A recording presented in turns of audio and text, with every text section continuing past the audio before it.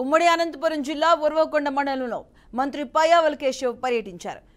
నింబగలు గ్రామంలోని summer storage tank ను అధికారులతో కలిసి పరిశీలించారు. ఉరవకొండలో త్రాగునీటి సమస్యను పూర్తి స్థాయిలో పరిష్కారం చూపే దిశగా పనిచేస్తామన్నారు.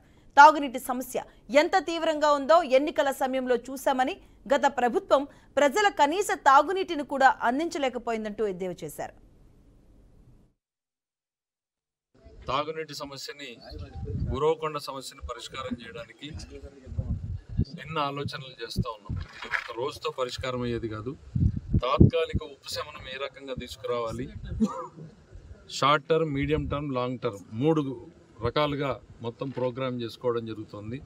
తక్షణం ఏం చేయాలి, మన ముందున్నటువంటి అదనపు మోటార్లు వేసుకుని ఉన్నటువంటి వ్యవస్థని మెరుగుపరుచుకుని నీటి సరఫరాను ఎట్లా మెరుగుపరచాలి అనేటువంటిది, రాబోయేటువంటి 6 నెలలు సంవత్సరం కాలంలోగా ఏ రకమైనటువంటి ప్రాజెక్టులు టేకప్ చేసి నీటి సరఫరాను ఇంప్రూవ్ చేయాలి, శాశ్వతంగా పరిష్కారం చేయడానికి ఏం చేయాలని 3 రకాల ప్రణాళికలు ఏర్పాటు చేసుకుంటున్నాం.